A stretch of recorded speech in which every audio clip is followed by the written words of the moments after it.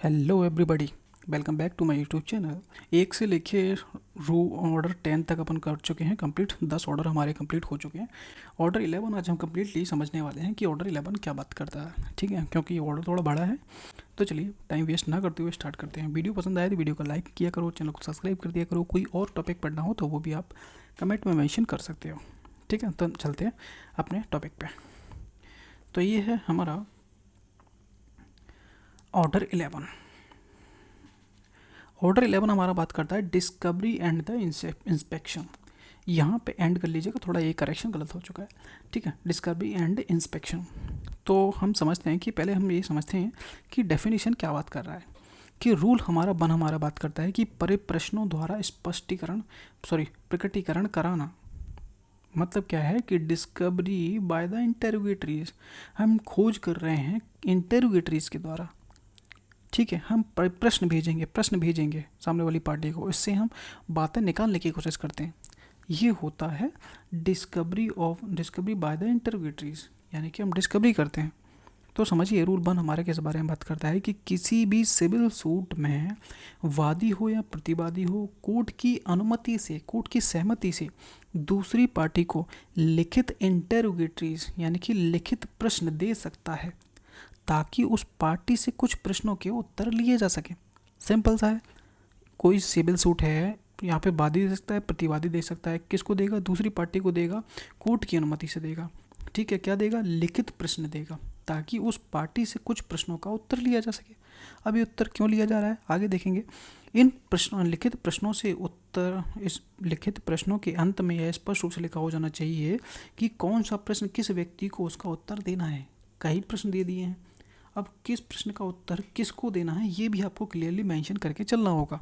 मतलब हर प्रश्न को कौन कौन से प्रश्नों का जवाब देना है यह साफ लिखा होना चाहिए। फर्स्ट प्रोवाइजो समझो पहले क्या कह रहा है। अब यहाँ पर इतना हम समझ चुके हैं।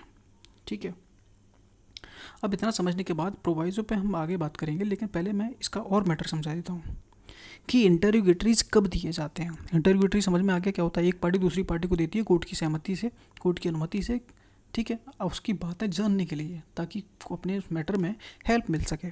ठीक है, अब इंटरोगेटरीज दिए कब जाते हैं ये क्वेश्चन उठता है कि इंटरोगेटरीज हमेशा प्लीडिंग के बाद और ट्रायल से पहले लिए जाते हैं। दो बातें याद रखनी है, प्लीडिंग के बाद।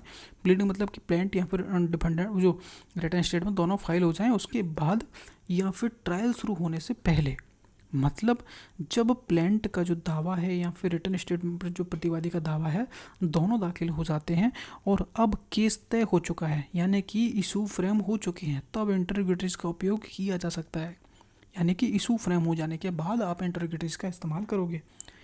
ऑब्जेक्ट समझो भाई, उद्देश्य क्या है इस चीज़ का, इंटरोगेटरी क्यों बनाया गया है? विवादित तथ्यों को स्पष्ट करना, क्लैरिफाई डिस्प्यूट्स फैक्ट्स को, और ट्रायल से पहले सच जानना होता है। और डिटेल में और समझते हैं कि इंटरोगेटरी ट्रायल शुरू होने से पहले ही क्यों दिए जाते हैं। ये क्वेश्चन आपके माइंड में आ सकता है, क्योंकि इंटरोगेटरीज का उद्देश्य होता है कि विरोधी पार्टी से पहले ही जानकारी लेना, यानी कौन, या फिर उनका एडमिशन प्राप्त करना। क्यों? क्योंकि ताकि मुकदमे में फालतू इरेलीवेंट एविडेंस पेश ना करने पड़े। मान लीजिए वो पहले ही एडमिट कर चुका है, किस में? इंटरोगेटरीज में। हाँ भाई, मैंने तेरे से 5 लाख रुपए लिए थे, जो भी 5,000 लिखे हैं मैंने, अब वो आप कर लेना। ठीक है, 5 लाख रुपए मैंने आप लिए, एडमिट कर चुका है। तो आगे चल के जब ट्रायल होगा, उस टाइम पे जो 5 लाख पे बहस होनी थी वो बहस बच गई। तो यहाँ पे एडमिट जो हमने इंटरोगेटरीज में किया है वो एविडेंस आगे केस में ही यूज़ होता है, यानी कि केस में फालतू टाइम वेस्ट नहीं होगा। अगर ट्रायल के बाद इंटरोगेटरीज करेंगे तो उसका कोई अर्थ नहीं निकलता है, क्योंकि तब तक एविडेंस स्टेज शुरू हो चुकी होती है। अब तो एविडेंस होंगे सीधा सीधा, अब तो बहस होने वाली है। तो अब ये लिख के तुम भेजोगे तो इसमें टाइम वेस्ट करने का कोई मतलब नहीं निकलता। क्या इंटरोगेटरीज किसी भी समय दाखिल किए जा सकते हैं? रूल हमारा आंसर है नहीं भाई। रूल 1 में क्लियरली लिखा है, यानी कि कोर्ट की अनुमति से ही आप ऐसा कर सकते हो। ठीक है, आप तभी इंटरोगेटरी भेज सकते हो जब कोर्ट उसकी अनुमति आपको दे देती है। कोर्ट तभी अनुमति देती है जब उसे लगता है कि प्रश्न जो आपका है वास्तव में जो केस है उसके मैटर, जो इशू है, उससे जुड़ा हुआ है। किस पार्टी के द्वारा दिए जाते हैं? दोनों पार्टी दे सकती हैं। प्लेंटिफ दे सकता है, डिफेंडेंट दे सकता है, इंटरोगेटरीज कर सकता है। डिफेंडेंट प्लेंटिफ से कर सकता है, ठीक है। एक दूसरे से आपस में ये लोग इंटरोगेटरी भेज सकते हैं। कोर्ट तय करेगी कि किसे कब और कितने प्रश्नों का जवाब उत्तर देना है, ठीक है। तो ये हमारे कुछ क्वेश्चन थे, यहाँ पे जानना ज़रूरी था। अब आता है प्रोवाइज़ो। प्रोवाइज़ो क्या कहता है कि कोई भी पार्टी, चाहे वो प्लेंटिफ की हो चाहे वो डिफेंडेंट की हो, एक ही पार्टी को, अगर प्लेंटिफ ने भेजा है तो डिफेंडेंट को मान लीजिए, एक ही पार्टी को एक से अधिक बार कोई भी इंटरोगेटरीज नहीं भेज सकते हो जब तक कि कोर्ट इसके लिए आपको एक अलग से अनुमति नहीं दे देती है। सिंपल सी बात है, जनरली एक ही बार इंटरोगेटरीज भेजी जाएगी, अगर दूसरी बार भेजना चाहते हो तो कोर्ट की अनुमति कंपलसरी होगी। सेकंड प्रोवाइजो कहता है कि ऐसे इंटरोगेटरीज जो सूट में उठे प्रश्नों से संबंधित नहीं है तो उसे इरिलेवेंट माना जाएगा, रिलेवेंट नहीं माना जाएगा। चाहे वो प्रश्न जो आप पूछ रहे थे जो इरिलेवेंट हो गया है, वो प्रश्न किसी गवाह से ओरल एग्जामिनेशन में आप पूछ सकते हो, यानी कि ओरल एग्जामिनेशन में वो एडमिट होगा, और लेकिन यहाँ पे इरिलेवेंट मान के उसको मैटर से रिलेवेंट नहीं माना जा रहा है, इसलिए उसको इरिलेवेंट यानी कि रिलेवेंट नहीं है बोल के रिजेक्ट कर दिया। भले ही वो आपको ओरल एग्जामिनेशन में पूछा जा सकता हो, एक्सेप्टेबल हो तब भी, ठीक है। अब ये शॉर्ट नोट है, जो ही पूरे रूल का एक निचोड़, थोड़ा कम शब्दों में पढ़ना हो तो, वाद के दौरान किसी भी पार्टी प्लेंटिव डिफेंडेंट को यह सके कि दूसरी पार्टी के पास कोई जानकारी मिल सकती है जैसे सच सामने ला सकते हैं, तो भाई कोर्ट की अनुमति से ऐसे लिखित प्रश्न भेज सकता है जिसे हम इंटरोगेटरीज कहते हैं। कोर्ट इन प्रश्नों को तभी अनुमति देती है जब उसे लगता है कि सीधे सीधे उस मामले इशू से जुड़े हुए ऐसे ये प्रश्न हैं, तभी देगा। मतलब सिर्फ वही प्रश्न पूछे जा सकते हैं जो मैटर यानी कि मैटर एंड क्वेश्चन से संबंधित होंगे, ठीक है। एग्जाम्पल से समझो तो और क्लियर हो जाएगा कि मान लो प्लेंटिव ने डिफेंडेंट के खिलाफ सूट फाइल किया, एक सिविल सूट फाइल किया है 5 लाख रुपए का, कि आपने लोन लिया था और अभी तक वापस नहीं किया है। अब डिफेंडेंट कहता है कि मैंने लोन लिया ही नहीं था। प्लेंटिव कोर्ट से अनुमति लेकर डिफेंडेंट से कुछ लिखित प्रश्न यानी कि इंटरोगेटरीज भेजता है, जैसे कि क्या आपने, यानी कि डिफेंडेंट है, क्या आपने प्लेंटिव से किसी भी तारीख को कोई पैसा उधार लिया था या नहीं लिया था? क्या आपने 5 लाख रुपए की राशि का उपयोग किसी व्यापार में किया था या नहीं किया था? क्या आपके पास कोई बैंक स्टेटमेंट है जो इस लेन देन को दर्शाता हो? अब डिफेंडेंट को इन प्रश्नों को लिखित उत्तर कोर्ट को भेजने होंगे, उसको जो है कि वो इंटरोगेटरीज का रिप्लाई होगा। यह तारीख डिस्कवरी बाय द इंटरोगेटरीज कहलाता है, यानी कि सच्चाई प्रश्नों के माध्यम से कोर्ट को बताई जाती है। रूल 2 हमारा बात करता है कि विशिष्ट परिप्रश्नों का दिया जाना, यानी कि पर्टिकुलर इंटरोगेटरी टू बी सबमिटेड। क्या कह रहा है कि जब भी कोई इंटरोगेटरी भेजी जाएगी तो उसमें क्या आपको लिखना है। तो देखते हैं क्या है कि जब भी कोई पार्टी, चाहे वो प्लेंटिफ हो या फिर डिफेंडेंट हो, कोर्ट से इंटरोगेटरीज यानी कि लिखित प्रश्न भेजने की अनुमति चाहता है कि भाई आप अनुमति दे दो, हम सामने वाली पार्टी से कुछ प्रश्न पूछने चाहते हैं, ठीक है। तो जैसे ही अनुमति चाहता है तो उसे वे सारे प्रश्न इंटरोगेटरीज वाले लिख कर कोर्ट को भेजने होंगे। क्यों भेजने होंगे वो देखिए, और कोर्ट को यह आवेदन मिलने के 7 दिन के अंदर अंदर ये निर्णय करना होगा कि आपको अनुमति देनी है या नहीं देनी। इसमें 7 दिन याद रखने बस, ठीक है। जब कोर्ट यह तय करती है कि इंटरोगेटरीज की अनुमति दी जाए या नहीं दी जाए, तो कोर्ट उसके साथ में यह भी देखेगी कि क्या वो जो सामने वाली पार्टी है जिससे हम प्रश्न पूछने वाले हैं, खुद ही ये सब जानकारियाँ, जैसे कि आवश्यक विवरण हो गया और कोई एडमिशन हो गया या फिर कोई संबंधित दस्तावेज हो गए, पेश करने के लिए तैयार है या नहीं है। अगर वो ऐसा करने के लिए तैयार है, रेडी है, तो कोर्ट कहेगी कि इंटरोगेटरी अब भेजने की कोई ज़रूरत नहीं है क्योंकि सामने वाली पार्टी खुद ही तैयार है देने के लिए, ठीक है। ये हो गया नॉर्मल चीज़। अब देखना है कि कोर्ट केवल उन्हीं प्रश्नों की अनुमति देगी जो मुकदमे यानी कि जो आपके सिविल सूट से फेयर डिस्पोजल यानी कि न्याय संगत निपटारा करने के लिए ज़रूरी होंगे, उन्हीं में आपको इंटरोगेटरी भेजने की अनुमति दी जाएगी, अन्यथा नहीं दी जाएगी। और या फिर कोर्ट को लगता है कि इस इंटरोगेटरी भेजने से कुछ कॉस्ट भी बच सकती है हमारे मैटर में, तो वो इंटरोगेटरी सबकी अलाउ की जाएंगी। ये था हमारा रूल 2। तो चलिए शुरू करते हैं। रूल 3 हमारा किस बारे में बात करता है। आपको वीडियो पसंद आई तो लाइक कर दिया करो भाई, सब्सक्राइब भी कर दिया करो, थोड़ी मेहनत आप भी कर लिया करो, मैं आपके लिए इतना करता हूँ। तो चलिए रूल 3 हमारा क्या बात करता है कि कॉस्ट ऑफ इंटरोगेटरीज, यानी कि इंटरोगेटरी जो भेजी जाएंगी उसकी कॉस्ट कौन देगा एक्चुअल में, उस पर मुद्दा उठ रहा है।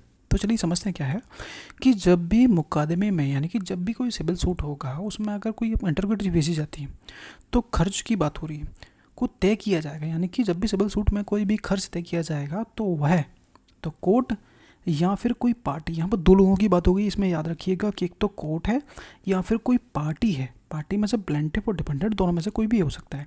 यह मांग कर सकता है कोर्ट से कि इंटेरोगेटरीज के संबंध में जो इंक्वायरी की जाए, क्यों की जाए, क्या वे इंटेरोगेटरीज उचित हैं या फिर उचित थी या फिर अनुचित थी, इस बारे में कोर्ट खुद या फिर पार्टी, यानी कि पार्टी प्लेंटिफ या फिर डिफेंडेंट में से कोई भी एक मांग कर सकता है कि जो इंटेरोगेटरी के संबंध में आप इंक्वायरी की जाए कि ये इंटेरोगेटरी रीजनेबल थी या फिर अनरीजनेबल थी, उचित थी या अनुचित थी, तो इसके बारे में कोई भी मांग कर सकता है। ठीक है, अगर कोर्ट या फिर टैक्सिंग ऑफिसर, ठीक है, अब भाई ये टैक्सिंग ऑफिसर कौन है, ये होता है विनिर्धारक अधिकारी। ठीक है, कोर्ट का वह अधिकारी होता है जो मुकदमे का खर्च तय करता है। यह वह जांचता है कि कौन सी चीज़ का खर्च वाजिब है और कौन सी चीज़ का खर्च वाजिब नहीं है, दिया जाना चाहिए या नहीं दिया जाना चाहिए, इसको तय करता है वो होता है टैक्सिंग ऑफिसर। ठीक है, अगर कोर्ट को या फिर टैक्सिंग ऑफिसर को उचित लगता है, को लगे कि इंटेरोगेटरी जो हैं अनावश्यक हैं, अनरीजनेबल थी, परेशान करने के उद्देश्य से पूछी गई थी, या फिर लंबे समय या फिर बहुत लंबी थी, बेवजह विस्तार से पूछी गई थी, तो कोर्ट यह आदेश दे सकती है कि जो इंटेरोगेटरीज हैं और उनके उत्तरों पर हुआ जो खर्च है वो जिसने गलती की है उस पार्टी को देना होगा।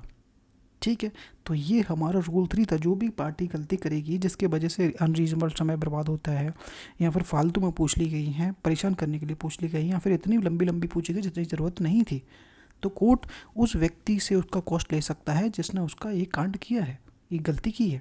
ठीक है, रूल 4 हमारा बात करता है कि परिप्रश्नों का प्रारूप क्या होगा। भाई इतना हमने पढ़ लिया कि इंटेरोगेटरी हम पढ़ते आ रहे हैं, अभी तक 4 रूल हो गया अपना।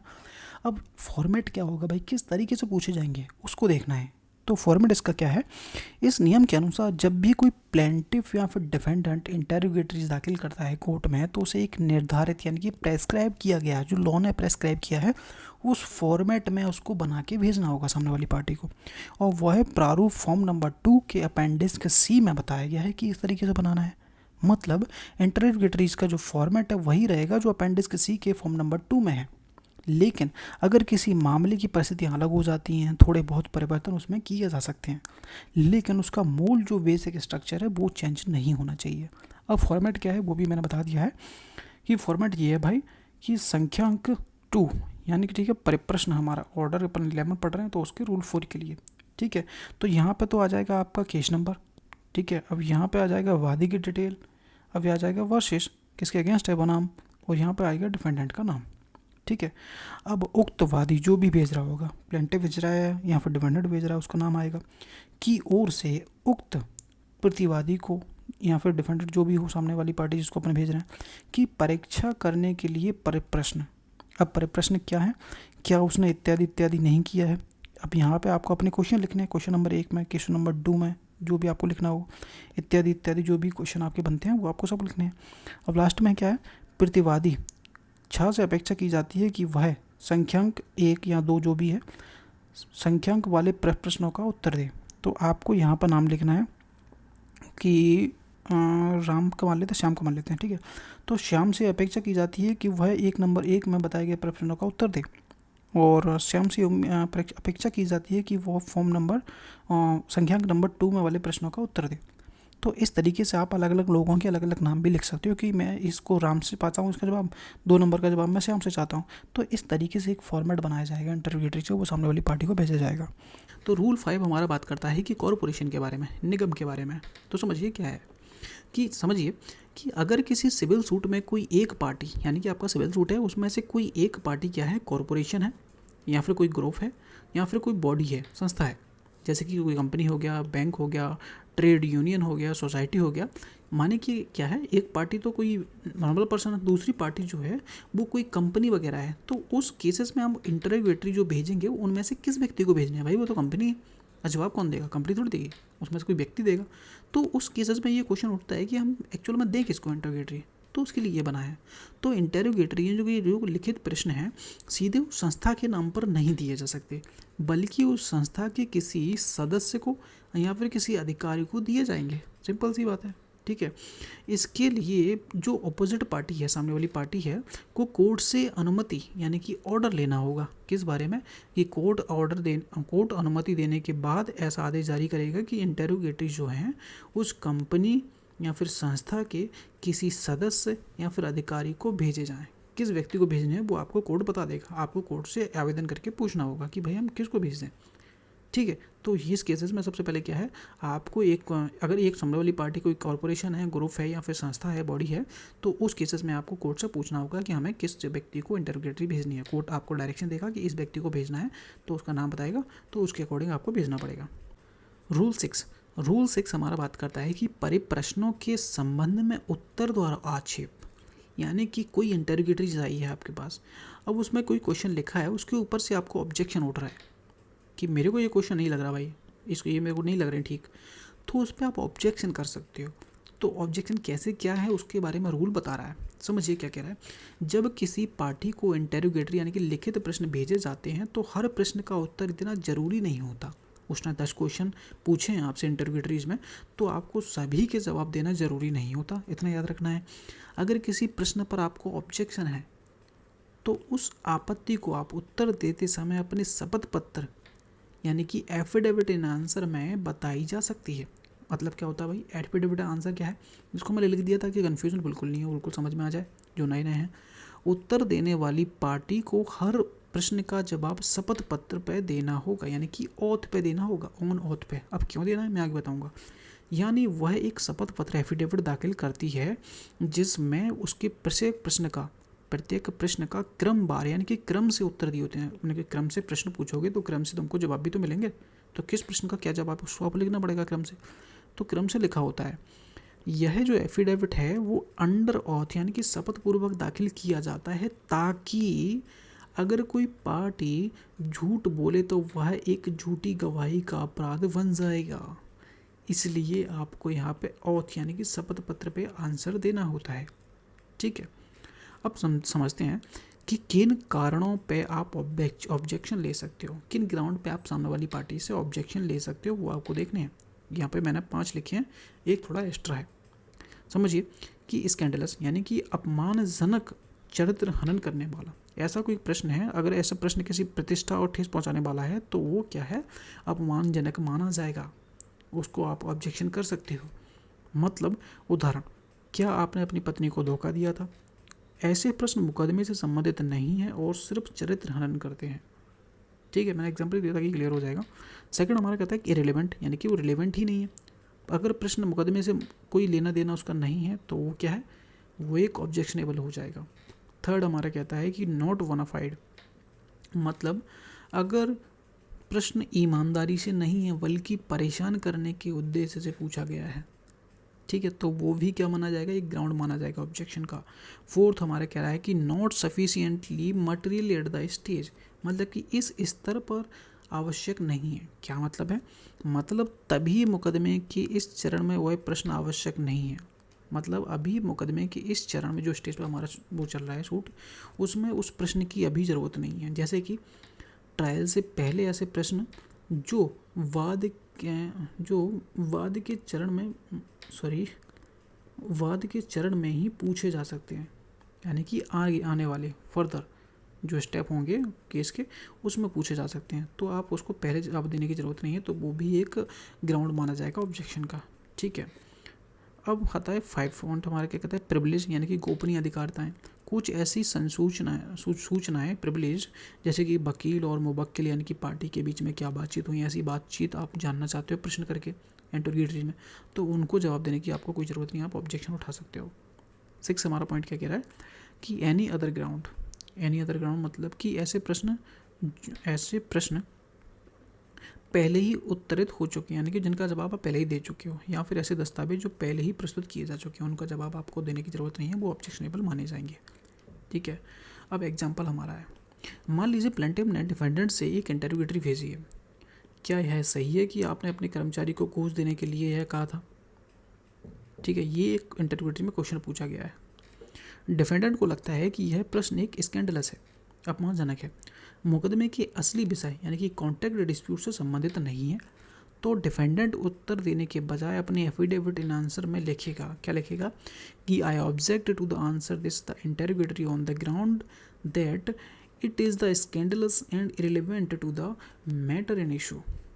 के ऑर्डर 11 का रूल 7 है, जिसमें बात की गई कि इंटरोगेटरीज को कब हम निरस्त कर सकते हैं, कब उसको हम हटा सकते हैं, मतलब कब आप उसको सेट असाइड कर सकते हो, कब उसको स्ट्राइक आउट कर सकते हो किसी इंटरोगेटरीज को, तो उसके बारे में रूल 7 बात करता है। तो चलिए समझते हैं कि अगर किसी पार्टी के द्वारा पूछे गए इंटरोगेटरीज प्रश्न, ठीक है, अनुचित लगते हैं, परेशान करने के दायरे से लगते हैं, या फिर बहुत लंबे हैं, या फिर बोझिल हैं, या फिर दबाव डालने वाले लगते हैं आपको, या फिर अनावश्यक लगते हैं आपको, या फिर आपको अपमानजनक लगते हैं, चरित्र हानिकारक लगते हैं, तो दूसरी पार्टी, तो जो अपोजिट पार्टी है, आवेदन कर सकती है कोर्ट से किस बारे में कि ऐसे इंटरोगेटरीज को या तो आप सेट असाइड कर दो, हटा दो, या फिर आप उसको स्ट्राइक आउट कर दो, इसको थोड़ा स्पेलिंग गलत हो गया, या फिर उसको आप हटा दो, या फिर उसको आप निरस्त कर दो।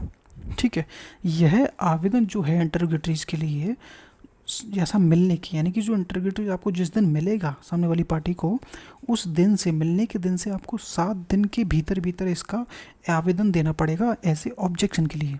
किस चीज़ के लिए कि आप उसमें से सेट असाइड कर दो या फिर स्ट्राइक आउट कर दो, इस चीज़ के लिए अगर आपको आवेदन देना है तो जो मिलेगा आपको इंटरोगेटरी, उस दिन से 7 दिन के अंदर अंदर आपको ऐसा आवेदन करना होगा।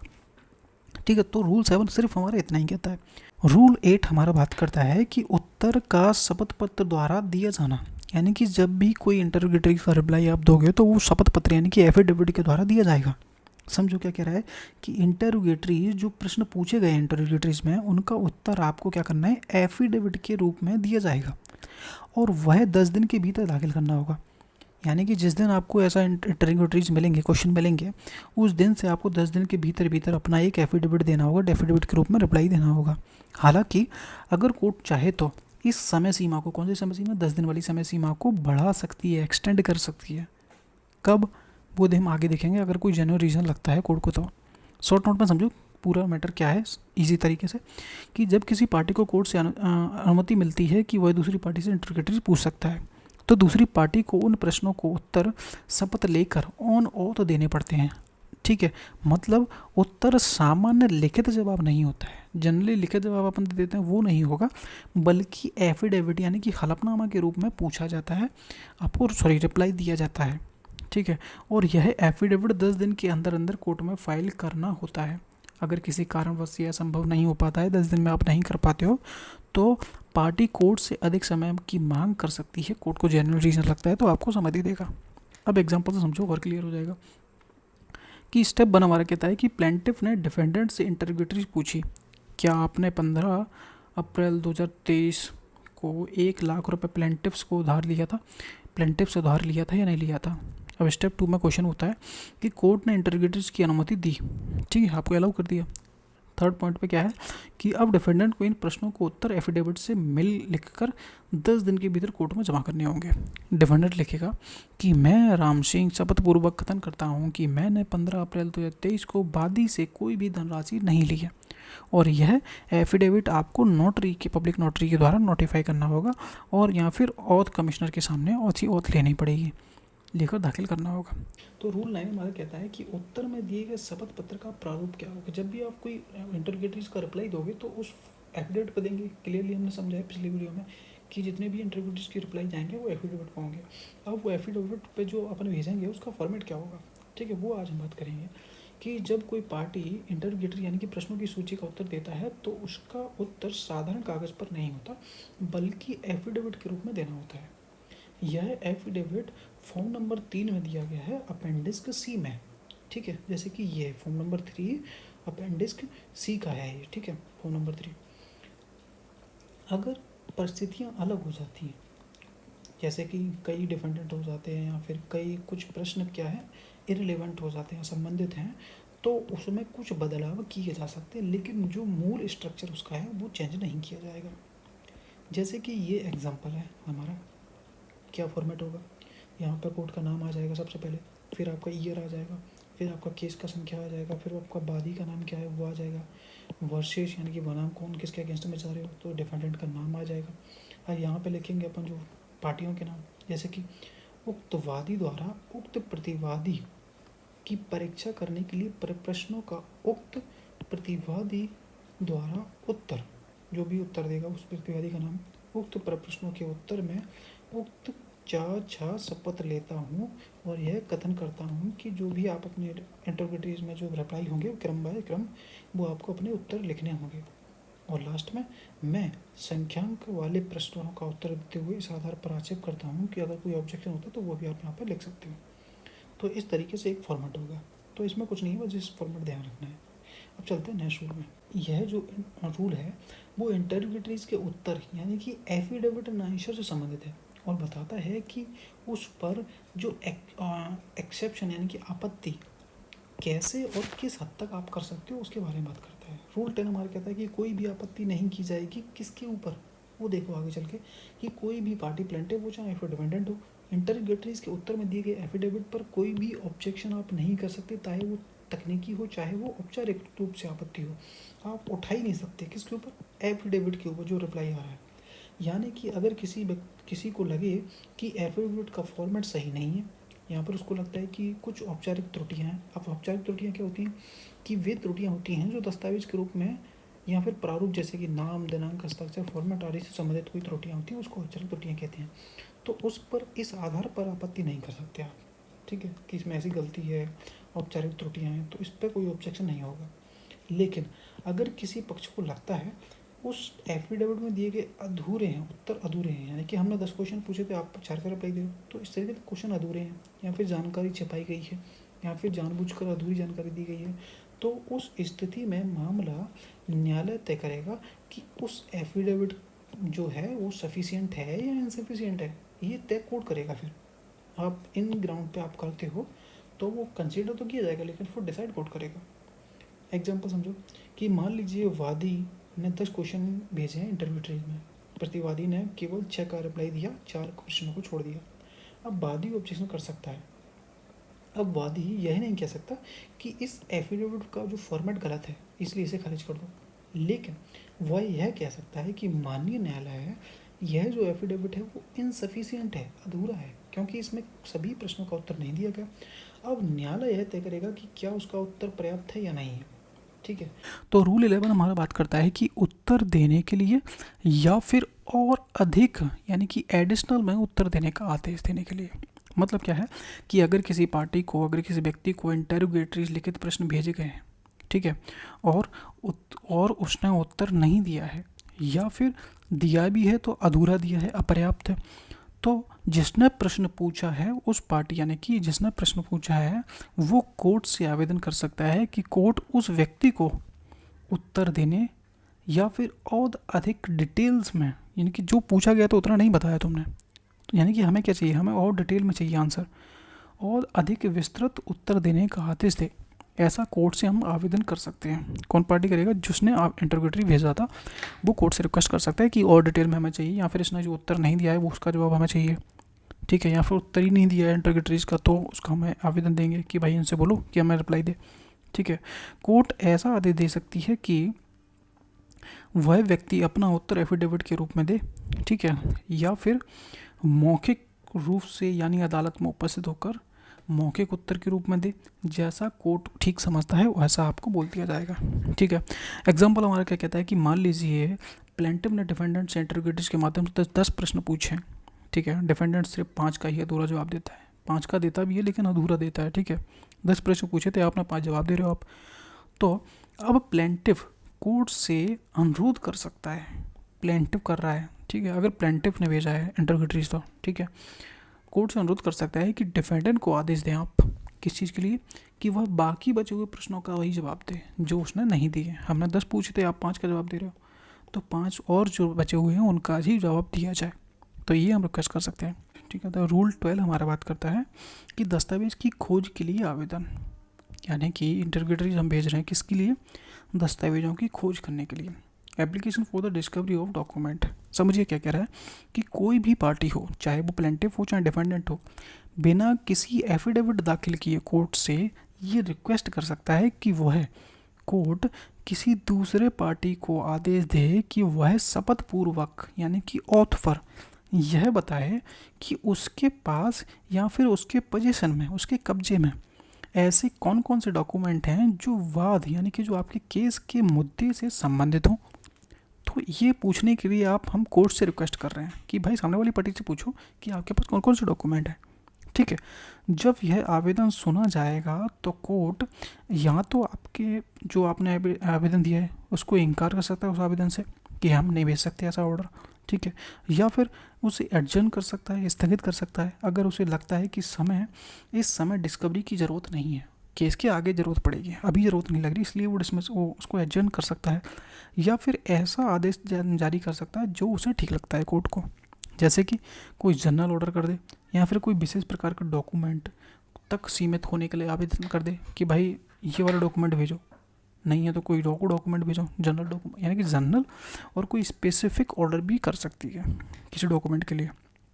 अब आता है प्रोवाइजो। अपवाद क्या कह रहा है, इतना तो हो गया, चीज़ तो ठीक है।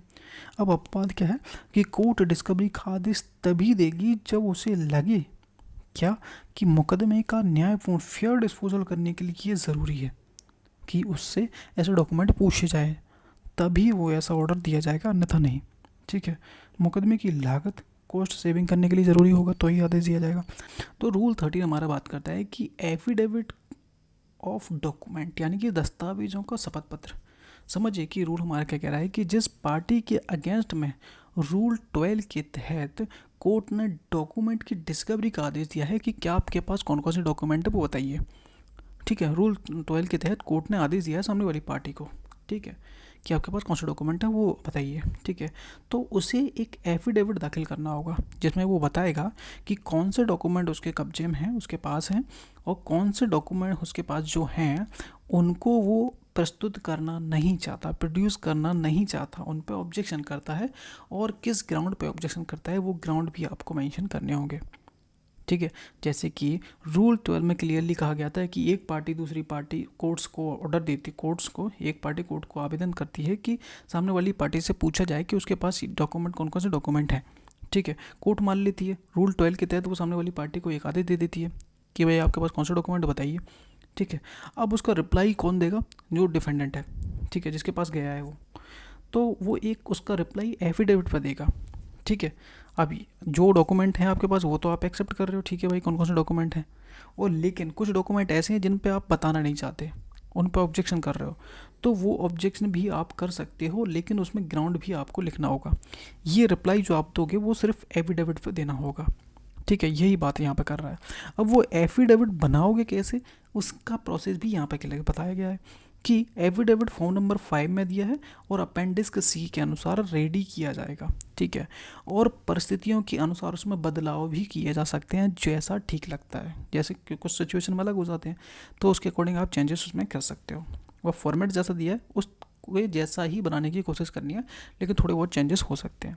ये है हमारा संख्या नंबर 5 यानी कि दस्तावेजों के बाबत शपथ पत्र, ऑर्डर 11 रूल 13 के लिए।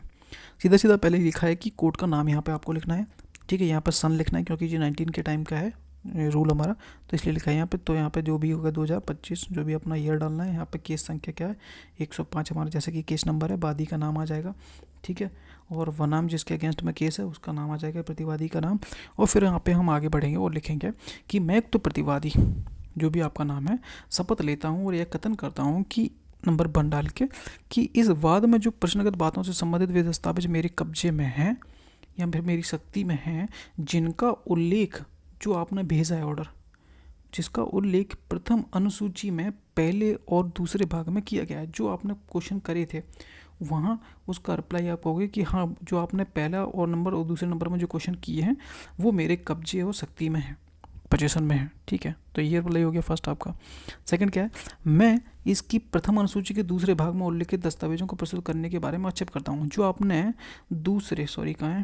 प्रथम अनुसूची के दूसरे भाग में जो डॉक्यूमेंट को पेश करने के लिए बोला है उन पर मैं ऑब्जेक्शन करता हूँ, मैं उनको प्रस्तुत करना नहीं चाहता। अब उसकी ग्राउंड क्या है वो ग्राउंड भी आप साथ में लिख दोगे।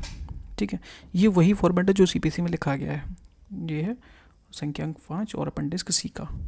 ठीक है, थर्ड हमारा कहता है कि वाद में प्रश्नगत बातों से संबंधित वे दस्तावेज जिनका उल्लेख द्वितीय अनुसूची में किया गया है मेरे कब्जे और शक्ति में थी किंतु अब नहीं है। जो द्वितीय अनुसूची में आपने पूछा है हमसे डॉक्यूमेंट के लिए, वो डॉक्यूमेंट मेरे पास कब्जे में थे, पहले थे लेकिन अब नहीं है, तो ये भी आपको मेंशन करना होगा। फोर्थ पॉइंट में क्या कह रहा है कि अंतिम वर्ण दस्तावेज मेरे कब्जे में और शक्ति में अंतिम बार कब रहे थे उस समय का लिखना है, और यह लिखित उसका क्या हुआ, आगे क्या हुआ, अब है या नहीं है, उसका भी आपके उसमें लिखना होगा। बिग अब किसके कब्जे में, वो भी आप मेंशन कर सकते हो। ठीक है, तो इस तरह से एक एफिडेविट आपको लिखना होगा कि जो जो सामने वाले ने पूछे, 1 नंबर पे, 2 नंबर पे, तीनों सभी नंबर का जवाब देना है कि जो नंबर 1 नंबर में आपने पूछा है वो मेरे पास है, लेकिन जो दूसरे नंबर में आपने क्वेश्चन पूछा है दूसरे नंबर का वो मेरे कब्जे में है, लेकिन मैं उसका रिप्लाई देना ज़रूरी नहीं समझता, मैं उसको समझता हूँ कि वो कॉन्फिडेंशियल है, मैं उसका जवाब देना नहीं चाहता। जो थर्ड नंबर पर आपने क्वेश्चन किया है वो मेरे कब्जे में था तो, लेकिन अब नहीं है। ठीक है, फोर्थ में कह रहा है कि जो आप डॉक्यूमेंट की बात कर रहे हैं वो मेरे पास था लेकिन उस समय था, अब मेरे उस कब्जे में नहीं है और अब वो इस व्यक्ति के पास है। तो जितने भी प्रॉब्लम है आपके पास डॉक्यूमेंट को ना बताने के पीछे, तो जनरल कारण लिख के आप लिख सकते हो। और यहाँ पे वही चीज़ है, ठीक है, मेरा सर्वोत्तम ज्ञान जानकारी से विश्वास के अनुसार उस दस्तावेज छोड़कर, ये सब आप पढ़ लेना। ठीक है, तो इस तरह से एक एफिडेविट बनाकर आपको रिप्लाई देना होगा किसी का, जो रूल 12 के अगेंस्ट में आपसे डॉक्यूमेंट के लिए बोला गया था कि आप डॉक्यूमेंट बताइए आपके कब्जे में कौन से डॉक्यूमेंट है, तो जिसका रिप्लाई आप दोगे वो एफिडेविट पे देना होगा। और अगर किसी डॉक्यूमेंट को पेश ना करने के पीछे आपके पास कोई कारण है, नहीं करना चाहते, तो उसका एक जेन्युइन रीज़न भी आपको लिखना होगा। बस रूल 30 सिर्फ इतना ही कहता है। वीडियो पसंद आता है लाइक करना, सब्सक्राइब करना, कुछ और पढ़ना बहुत आना। मिलते हैं नेक्स्ट वीडियो में। रूल 14 हमारा यहाँ पे किस बारे में बात करता है, वो बात करता है कि दस्तावेजों का प्रस्तुतिकरण यानी कि प्रोडक्शन ऑफ डॉक्यूमेंट। समझिए किस बारे में है कि किसी भी सूट के दौरान, किसी भी सिविल सूट चल रहा है उसके दौरान कोर्ट किसी भी पार्टी को आदेश दे सकती है, या चाहे वो प्लेंटिफ हो सकता है चाहे वो डिफेंडेंट हो, यहाँ पे लिखा है एनी पार्टी, यानी कि किसी भी पार्टी को आदेश दे सकती है कि वह अपने पास मौजूद जो आपके पास अभी प्रेजेंट में डॉक्यूमेंट है या फिर कुछ है, या फिर जो आपके पोजीशन में है, या फिर जो आप अपने पास रखे हुए हो, ऐसे डॉक्यूमेंट को शपथपूर्वक कोर्ट में प्रस्तुत कर दो। ठीक है, तो यहाँ पे कोर्ट सिविल सूट के दौरान किसी भी पार्टी को, प्लेंटिफ डिफेंडेंट को, जिसके पास किसी डॉक्यूमेंट का पोजीशन है, कब्जा में है, तो वो उस डॉक्यूमेंट को शपथपूर्वक यानी कि ऑन ऑथ कोर्ट में प्रस्तुत कर दे, जो उस वाद से उठे किसी मुद्दे यानी कि मैटर इन क्वेश्चन से संबंधित हो, यानी कि जो सिविल सूट का मैटर है उससे संबंधित हो, उस डॉक्यूमेंट के बारे में बात करता है। जब वे डॉक्यूमेंट कोर्ट में प्रस्तुत कर दिए जाते हैं, हाजिर कर दिए जाते हैं, तो कोर्ट उन डॉक्यूमेंट के साथ जैसा उसको ठीक लगता है कोर्ट को, या फिर जैसा न्याय संगत लगता है वैसा व्यवहार कर सकती है। मतलब जो उसकी जांच कर सकती है, जो डॉक्यूमेंट प्रस्तुत किए गए हैं उन्हें सबूत के रूप में स्वीकार कर सकती है, एक्सेप्ट कर सकती है। किसी पार्टी को दिखाना हो तो वो भी किया जा सकता है। अब शॉर्ट नोट से समझो कि क्या कह रहा है ये, कि इस नियम के तहत कोर्ट को ये अधिकार है कि उसे लगता है कि किसी पार्टी के अपने पास ऐसे डॉक्यूमेंट रखे हुए हैं जो इस सिविल सूट को निर्णय के लिए ज़रूरी हैं, इस सिविल सूट के जजमेंट के लिए ज़रूरी हैं, तो हमें वो मंगा लेनी चाहिए, ऐसा कोर्ट को लगता है। ठीक है, तो कोर्ट उस आदेश दे सकती है उस व्यक्ति को, उस पार्टी को, कि वो उस डॉक्यूमेंट को शपथपूर्वक कोर्ट में हाजिर कर दे। रूल 15 हमारा कहता है कि प्लीडिंग, ठीक है, या फिर हलफनामा यानी कि एफिडेविट में जिन डॉक्यूमेंट का आपने उल्लेख किया है उसका इंस्पेक्शन करना है। समझिए मतलब क्या निकलता है कि हर पार्टी को यह अधिकार है, हर पार्टी को यह अधिकार है कि वह इशू फ्रेम होने से पहले या फिर उसी समय दूसरी पार्टी को नोटिस देकर कह सकता है कि आपके प्लीडिंग, अब प्लीडिंग दोनों चीज़ें आती हैं, जैसे कि मैंने बताया चला रहा हूँ स्टार्टिंग से, प्लेंट और रिटन स्टेटमेंट। आपके प्लीडिंग या फिर एफिडेविट में जिन डॉक्यूमेंट का आपने उल्लेख किया है, जिक्र किया है, या फिर जिन डॉक्यूमेंट की सूची आपने लगाई है, वे डॉक्यूमेंट एक्चुअली में क्या है, मुझे या फिर मेरे वकील को दिखाए जाएं, यानी कि ताकि मैं उसका इंस्पेक्शन कर सकूं क्लियरली, और मैं उसकी प्रतिलिपियाँ यानी कि कॉपी ले सकूं। अगर वह पार्टी जिससे डॉक्यूमेंट मांगे गए हैं उस नोटिस का एक्चुअल में पालन करने से मना कर देता है, पालन नहीं करता है, तो बाद में उस डॉक्यूमेंट को एविडेंस के तौर पर वो इस्तेमाल नहीं कर सकेगा। ठीक है, अब क्या होगा, अगर वो नोटिस का पालन नहीं करता है, मतलब कि आपने बोला कि हमें डॉक्यूमेंट दिखाइए, उसने मना कर दिया कि नहीं दे सकता, तो अब क्या होगा उस डॉक्यूमेंट का, यानी कि फर्दर प्रोसीडिंग जो होंगी आगे, तो क्या वो तब फाइल कर सकता है या नहीं कर सकता। उसका जवाब यहाँ है कि जब तक कोर्ट उसे साबित ना कर दे, जब तक कि वह कोर्ट को यह साबित नहीं कर देता उस डॉक्यूमेंट के बारे में कि वह जो डॉक्यूमेंट है जो मैंने प्रस्तुत नहीं किया वह खुद की अधिकार से संबंधित था, यानी कि वो मेरे राइट से संबंधित था, उसमें तो उनका कोई लेना देना नहीं था, यदि डिफेंडेंट केस में, ठीक है। या फिर उसके पास वैध कारण था, एक रीजनेबल एक्सक्यूज था दस्तावेज नहीं दिखाने के पीछे, ठीक है। तो यदि कोर्ट इस कारण को उचित लगता है, कोर्ट को ये कारण उचित लगते हैं, तो कोर्ट उसे अनुमति दे सकती है फर्दर प्रोसीडिंग में उस डॉक्यूमेंट को एविडेंस के तौर पर स्वीकार करने के लिए। क्लियरली हमने देखा था कि अगर वो पालन नहीं करेगा तो उस डॉक्यूमेंट को फर्दर प्रोसीडिंग में आप एविडेंस के तौर पर स्वीकार नहीं कर सकते, ठीक है। लेकिन जो एक्सक्यूज उसने दिए हैं मना करने के कि उसमें इसमें ये मेरे अधिकार से संबंधित था या फिर इसको मना करने का मेरे पास एक वैध कारण था और कोर्ट सेटिस्फाई हो जाता है, तो फर्दर प्रोसीडिंग में आप उसको एविडेंस के तौर पर प्रस्तुत कर सकते हो, कोर्ट अलाउ कर देगा, ठीक है। लेकिन कुछ शर्तें भी होंगी, जैसे कि कॉस्ट वगैरह का भुगतान आपको देना पड़ सकता है। अब रूल 15 का शॉर्ट नोट समझ लीजिए, पूरा क्लियर हो जाएगा। यदि किसी पार्टी ने प्लीडिंग या फिर एफिडेविट में किसी डॉक्यूमेंट का जिक्र कर दिया था तो दूसरी पार्टी उसे देखकर इंस्पेक्ट करके उसकी कॉपी मांग सकती है। यह इंस्पेक्शन मुकदमे की निष्पक्षता को और पारदर्शिता को बनाए रखने के लिए ज़रूरी है। अगर कोई पार्टी दस्तावेज दिखाने से मना भी कर देती है तो बाद में वह उस डॉक्यूमेंट को, तुम चौधरी बनोगे तो तुम्हारे डॉक्यूमेंट को आगे एक्सेप्ट नहीं किया जाएगा। क्लियरली वही है, सबूत के तौर पे पेश नहीं कर सकते हो क्योंकि उसने पहले इंस्पेक्शन से इनकार कर दिया था। तो अब आपको फर्दर प्रोसीडिंग में उस डॉक्यूमेंट को एविडेंस के तौर पर स्वीकार करने के लिए सिर्फ एक ही रीज़न है कि आप कोर्ट को सेटिस्फाई कर देते हो कि वो मेरे अधिकार से संबंधित था या फिर एक मेरे पास एक वैध कारण था आपको मना करने का, तो ही कोर्ट आपको सेटिस्फाई होकर उसको एविडेंस को फर्दर प्रोसीडिंग में अलाउ कर सकता है, अन्यथा नहीं करेगा। एग्जाम्पल से क्लियर हो जाएगा। और वादी यानी कि प्लेंटिफ ने प्लेंट में लिखा है, क्या लिखा है कि प्रतिवादी ने 10 जनवरी 2024 को एक कॉन्ट्रैक्ट किया था, उसको उसने एक अनेक्सर 1 में लगाया हुआ है। अब प्रतिवादी क्या करता है कि रूल 15 के तहत क्या कह सकता है कि वादी ने जिस अनेक्सर ए में कॉन्ट्रैक्ट का जिक्र किया है मैं उसका इंस्पेक्शन करना चाहता हूँ, ठीक है, क्योंकि प्लेंट दिया है प्लेंटिफ ने, तो उसमें उसने एक पॉइंट डाला था कि मैं 10 जनवरी 2024 को एक कॉन्ट्रैक्ट किया था, अनेक्सर ए में उसको लगाया भी है। अब यहाँ पे क्या है, जिक्र किया है, तो यहाँ पे क्या है, उसने लगाया नहीं, सॉरी जिक्र किया है, ठीक है। लगाया होगा तो फिर मांगने की जरूरत नहीं होगी क्योंकि प्लेंट की कॉपी आपको ही मिलेगी, ठीक है। उसने सिर्फ जिक्र किया था।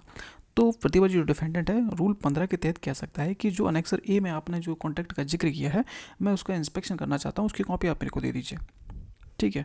और अगर वो वादी जो प्लेंटिफ है उस डॉक्यूमेंट को देने से मना कर देता है, इनकार कर देता है, तो बाद में उस कॉन्ट्रैक्ट को सबूत के तौर पे यानी कि एविडेंस के रूप में एक्सेप्ट नहीं किया जाएगा जब तक कि कोर्ट उसके लिए अनुमति नहीं दे देती। जैसे कि क्लियरली मैंने बताया है, कोर्ट तो एक्सक्यूज में अनुमति दे सकती है अगर उसको कार्ड सेटिस्फाई हो जाता है कोर्ट तो रूल 16 हमारा बात करता है कि दस्तावेज प्रस्तुत करने का नोटिस, यानी कि नोटिस टू प्रोड्यूस, किस चीज़ के लिए नोटिस है वो समझिए। अगर किसी किसी पार्टी लिखा यानी कि यानी पार्टी प्लेंटिफ हो चाहे डिफेंडेंट हो, ने अपने प्लीडिंग में दोनों चीज़ आती हैं, प्लेंट आता है, रिटन स्टेटमेंट आता है, अपनी प्लीडिंग में या फिर एफिडेविट में किस डॉक्यूमेंट का जिक्र किया है तो दूसरी पार्टी उसे नोटिस टू प्रोड्यूस भेज सकती है, ठीक है। अब किस लिए होगा, जिसमें कहा जाता है कि वह व्यक्ति वह दस्तावेज कोर्ट में प्रस्तुत करे, प्रोड्यूस करे जो आपने अपनी प्लीडिंग में मेंशन किया हुआ था या फिर एफिडेविट में मेंशन किया हुआ था, उसको प्रोड्यूस करने के लिए कि हमारे सामने हाजिर करिए, उसके लिए ये नोटिस भेजना पड़ता है। समझिए आगे क्या कहता है।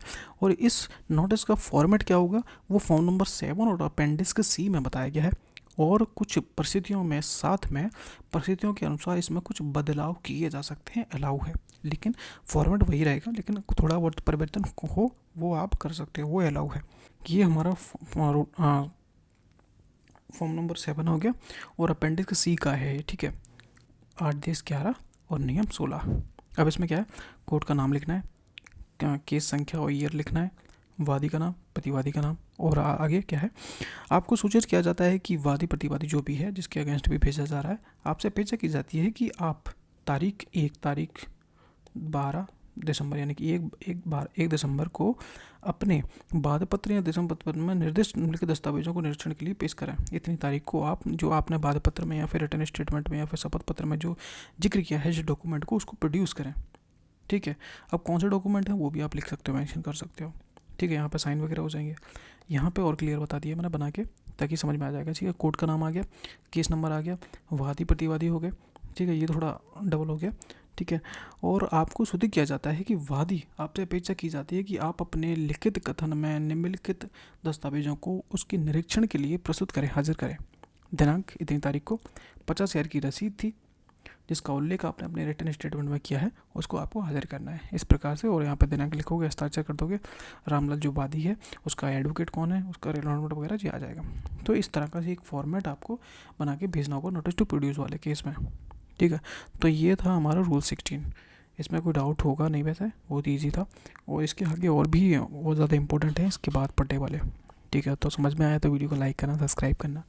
तो रूल 7 हमारा बात करता है कि नोटिस मिलने पर दस्तावेज दिखाने का समय तय करना, यानी कि time for inspection when notice given.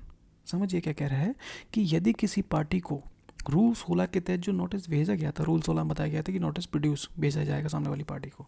ठीक है, तो यहाँ पर रिसीव हो रहा है 17 में, नोटिस रिसीव हो रहा है। अब रिसीव का होने के बाद आपको उसका जवाब देना पड़ेगा। ठीक है, तो समझिए आगे। तो उसे रिसीव होने के बाद तो उसे 10 दिन के भीतर दूसरी वाली पार्टी को, जिसने आपको नोटिस भेजा है, उस वाली पार्टी को जवाब देना होगा। अब जवाब में क्या बताना है कि दस्तावेज वह कब दिखाएगा। आपको टाइम बताना है सामने वाली पार्टी को कि मैं इस तारीख को आपको डॉक्यूमेंट इंस्पेक्शन के लिए बताऊंगा। ठीक है, वह समय जवाब देने की तारीख से 3 दिन के भीतर का होना चाहिए। जब आप जवाब दे रहे हो मान लो 1 नवंबर को, तो जो जवाब दे रहे हो कि इतने तारीख को दिखाऊंगा, वो 3 तारीख होनी चाहिए, आगे के 3 तारीख होनी चाहिए, यानी कि 2, 3, 4 तारीख से आगे का नहीं होना चाहिए। यहाँ पर क्लियर कह रहा है कि 3 दिन के बाद का नहीं होना चाहिए, 3 दिन के अंदर का होना चाहिए। ठीक है, दस्तावेज कहाँ दिखाओगे ये भी बताओगे, दस्तावेज कहाँ दिखाएगा वो भी बताना पड़ेगा। वकील के ऑफिस में दिखाओगे या फिर जहाँ लिखा वही आपके जो डॉक्यूमेंट हैं वो रखे जाते हैं यूजुअली, उस स्थान पर दिखाओगे, या फिर कौन से दस्तावेज दिखाओगे वो भी बताओगे। ठीक है, और कौन से दस्तावेज आप नहीं दिखाओगे वो भी बताओगे, साथ में रीज़न बताओगे कि उस दस्तावेज को आप क्यों नहीं दिखा रहे हो। अब इसको किस प्रकार से लिखा जाएगा उसका फॉर्म नंबर 8 है और अपेंडिक्स सी में इसको फॉर्मेट दिया हुआ है। ठीक है, ये तो फॉर्मेट हो गया जो आपके बैर एक्ट में दिया हुआ है। ठीक है, अब यहाँ पे मैंने 2 फॉर्मेट बना दिए। यहाँ पर 2 फॉर्मेट है, एक में तो आप अलाउ कर रहे हो, सामने वाली पार्टी को बोल रहे हो कि इतनी तारीख को हम आपको अलाउ करते हैं। दूसरी वाली फॉर्मेट है वो बात कर रहा है कि ऑब्जेक्शन कर रहे हैं, हम नहीं दिखा रहे हैं। ठीक है, यहाँ देखो, ये तो हो गया कोर्ट का नाम, केस नंबर और वादी प्रतिवादी। तो यहाँ पर क्या लिखा है कि आपको सूचित किया जाता है कि आप इतनी तारीख अपनी सूचना बड़े दस्तावेज सूचना में संख्यांक 4 से 7 के सामने लिखित दस्तावेजों को छोड़कर अगले बुधवार तारीख इतनी को 12 बजे और 4 बजे दिन के बीच में R.K. शर्मा अधिवक्ता कार्यालय इतने में निरीक्षण कर सकते हैं। ये आपने बोला है, यहाँ पर डेट दी है कि मैं इतनी तारीख को आपको दिखाऊंगा। ठीक है, जिस दिन आप वो बताओगे सामने वाली पार्टी को, उसके अगले 3 दिन के अंदर की डेट होनी चाहिए। ठीक है, ये तो हो गया डेट वगैरह, जो भेज रहा है उसका नाम और उसका एड्रेस जो यहाँ पे आपको बुलाना है। अब सेकंड है, अब यहाँ पे मना कर रहे हो आप। ठीक है, ये तो बिल्कुल सेम टू सेम है कि आपको सूचित किया जाता है कि प्रतिवादी इतनी तारीख को अपनी सूचना में बड़े दस्तावेजों को आपको निरीक्षण करने के बारे में इस आधार पर मैं आपत्ति करता हूँ, मैं मना कर रहा हूँ, सीधी बात है। फर्स्ट पॉइंट किस बारे में कि जिस दस्तावेज को आपने 4-7 में बोला है वो एक प्रिविलेज कम्युनिकेशन, मैं उसके बारे में पेश नहीं कर सकता डॉक्यूमेंट। ठीक है, सेकंड कह रहा है कि दस्तावेज 9 में जो संख्या आपने पेश करी है, उसमें क्वेश्चन नंबर 9 है, उसमें प्रासंगिक यानी इरेलीवेंट है, उस मामले से संबंधित नहीं है, इसलिए मैं उसको भी पेश नहीं कर सकता। थर्ड पॉइंट कह रहा है कि शेष दस्तावेज जो बाकी 10 बचे हुए दस्तावेज हैं वो प्रमाणित प्रतियाँ पूर्व में, यानी कि मैं पहले ही 5/11 को दी जा चुकी हैं, पूर्व में मैं उसको दे चुका हूँ, तो अब देने का कोई मतलब नहीं निकलता है। तो जो आपकी डेट है वो आपकी डेट लिखनी है, सिग्नेचर करने हैं और जो भेज रहा है उसका, और जहाँ पे आपको आपका एड्रेस है वो आपको लिखना है। तो ये दोनों फॉर्मेट हैं कि जब आप अलाउ कर रहे हो सामने वाली पार्टी को टाइम बता रहे हो तो इसको इस फॉर्मेट को यूज़ करना है, और जब आप ऑब्जेक्शन कर रहे हो, मना कर रहे हो, तो उसमें ये फॉर्मेट यूज़ करना है। ठीक है, ये थोड़ा हल्का फुल्का फॉर्मेट होता है, इसमें आप थोड़े बहुत बदलाव कर सकते हो जैसे कि मैंने यहाँ पे बना हुए हैं। तो ये था रूल 17। क्या रूल 18 हमारा बात करता है कि ऑर्डर फॉर इंस्पेक्शन, यानी कि दस्तावेज देखने का कोर्ट का आदेश। समझिए किस बारे में बात करता है। सब रूल 1 हमारा कहता है कि अगर इंस्पेक्शन नोटिस जो रूल 15 में दिया है मिलने के बाद दूसरी पार्टी, आपको नोटिस मिल गया प्रोड्यूस करने का, लेकिन उसके बाद भी दूसरी पार्टी इंस्पेक्शन देने के लिए समय नहीं देती है, या फिर इंस्पेक्शन देने से क्लियरली मना कर देती है, या फिर कहती है कि ऑफिस के अलावा कहीं और आकर देख लो, जैसे कि घर हो गया, फैक्ट्री हो गई, कहीं और बुला रहा है, तो जो ऑपोजिट पार्टी है जो रिक्वेस्ट कर रही थी, कोर्ट से रिक्वेस्ट कर सकती है और कोर्ट आदेश दे सकती है कि दस्तावेज कहाँ और कैसे दिखाए जाएंगे, इंस्पेक्ट कराने होंगे आपको। अगर आप हमारी बात नहीं मानोगे तो हम डायरेक्ट कोर्ट में रिक्वेस्ट करेंगे, अब कोर्ट आपको डायरेक्शन देगा कि आपको कहाँ दिखाना है, ठीक है। लेकिन कोर्ट तभी आदेश देगी इंस्पेक्शन के लिए जब वो फेयर ट्रायल के लिए ज़रूरी होगा या फिर खर्च बचाने के लिए ज़रूरी होगा, ठीक है। अब सब रूल 2 समझो कि अगर रिक्वेस्ट किए गए डॉक्यूमेंट जो मांगे हैं, जिस पार्टी ने, प्लेंटिफ में डिफेंडेंट हैं, जिसने भी मांगे हैं, रिक्वेस्ट किए गए डॉक्यूमेंट प्लीडिंग यानी कि प्लीडिंग में मेंशन ही नहीं किए गए थे, यानी कि किसी भी डॉक्यूमेंट, क्लियरली हम पीछे से पढ़ते हुए आ रहे हैं कि या तो प्लीडिंग में, ठीक है, और या फिर एफिडेविट में, तो दोनों में आपने मेंशन नहीं किए, तो हम उसको या फिर एफिडेविट में या फिर लिस्ट में डिस्क्लोज नहीं किए गए हैं, तो रिक्वेस्ट करने वाली पार्टी को एफिडेविट देना होगा। यहाँ पे समझो, नहीं समझ में आया होगा कि अगर जिस पार्टी ने रिक्वेस्ट किया है डॉक्यूमेंट के लिए, लेकिन जो सामने वाली पार्टी है उसने उस डॉक्यूमेंट के बारे में कोई जिक्र ही नहीं किया था, ना तो प्लीडिंग में किया, ना ही एफिडेविट में किया है, ठीक है, तो जो पार्टी रिक्वेस्ट कर रही है उस डॉक्यूमेंट के लिए, तो वो एफिडेविट देगी जिसमें लिखा होगा कि कौन से डॉक्यूमेंट आपको चाहिए हैं और उसे देखने का अधिकार आपको क्यों है, और डॉक्यूमेंट दूसरी पार्टी के पास है या नहीं है उसके बारे में आपको एफिडेविट पर जवाब देना होगा, ठीक है। अब आगे, कोर्ट तभी आदेश देगी जब इंस्पेक्शन फेयर ट्रायल के लिए ज़रूरी लगेगा। इतना यहाँ पे जोड़ दिया गया है ताकि वो बिल्कुल क्लियर लिया है। रूल 19 हमारा बात करता है कि वेरीफाइड कॉपी यानी कि सर्टिफाइड कॉपी के बारे में, प्रमाणित प्रति। समझिए कि सबसे पहले हम समझते हैं कि रूल का ऑब्जेक्ट क्या है ताकि पूरा क्लियर हो जाए आपका रूल।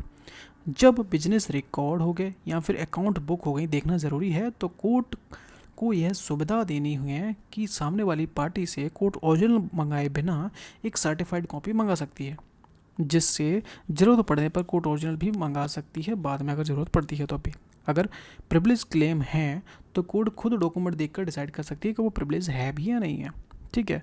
कोर्ट किसी भी पार्टी से एफिडेविट देकर पूछ सकती है कि डॉक्यूमेंट उसके पास है या था, और है या कब था, ये सभी पूछ सकती है। समझिए क्या कह रहा है रूल 19 का। सब रूल 1 हमारा कहता है कि खाता वही बिजनेस बुक हो गया या फिर अकाउंट बुक होगा का इंस्पेक्शन मांगा गया है, तो कोर्ट चाहे तो ओरिजिनल बुलाने की जगह बिजनेस की जो एंट्रीज हैं उसकी सर्टिफाइड कॉपी मंगवा सकता है, ठीक है। कॉपी देने वाले पार्टी को एफिडेविट में बताना होगा कि कॉपी ओरिजिनल्स के मिलाई गई है, एकदम ओरिजिनल है, उसके वर्ड टू वर्ड मिलाए गए हैं। सेकेंड हमारा क्या कह रहा है कि ओरिजिनल में कोई भी कटिंग, इरेजर, एल्टरेशन है या नहीं है, ये भी आपको अपने एफिडेविट में मेंशन करना होगा ताकि हमें पता रहे कि भाई वो एकदम से क्लियर ओरिजिनल है, ठीक है। लेकिन कोर्ट चाहे तो बाद में ओरिजिनल देखने का ऑर्डर भी कर सकती है। जरूरी नहीं है आपने सर्टिफाइड मांग लिया तो आप छुट्टी हो गई, तो कोर्ट बाद में चाहे तो वो सर्टिफाइड कॉपी भी मांग सकता है, ठीक है। एग्जाम्पल कह रहा है कि प्लेंटिफ ने डिफेंडेंट की सेल्स बुक एंट्रीज केस में ज़रूरी है, ठीक है। अब कोर्ट ओरिजिनल मतलब वेरीफाइड कॉपी यानी कि सर्टिफाइड कॉपी ले दो, बाद में अगर डाउट हुआ तो कोर्ट ओरिजिनल मंगवा सकती है आपसे। सब रूल 2 हमारा कहता है कि अगर कोई पार्टी कहती है कि दिस डॉक्यूमेंट इज प्रिविलेज्ड, गोपनीय है, नहीं दिखा सकते, तो कोर्ट उस डॉक्यूमेंट को खुद देख सकती है और डिसाइड कर सकती है कि वो प्रिविलेज है भी या नहीं है। एक्सेप्शन यहाँ पर क्लियरली है सब रूल 2 के लिए, याद रखिएगा कि अगर डॉक्यूमेंट स्टेट मैटर से रिलेटेड है तो कोर्ट उसमें अंगुली नहीं करेगी, वो जैसा है वैसा ही रहेगा, ठीक है, क्योंकि वो ज़्यादा ही प्रिविलेज हो गया, उसमें मैटर में घुसने की कोर्ट को ज़रूरत नहीं है। सब रूल 3 हमारे क्या बात करता है कि कोर्ट किसी भी समय आदेश दे सकती है कि दूसरी पार्टी एफिडेविट दे और बताए कि कोई स्पेसिफिक डॉक्यूमेंट उसके पास है या नहीं है, ठीक है, और यदि था पर अब नहीं है, और अब और कब किसके पास है और कब था वो भी सब आपको मेंशन करना होगा।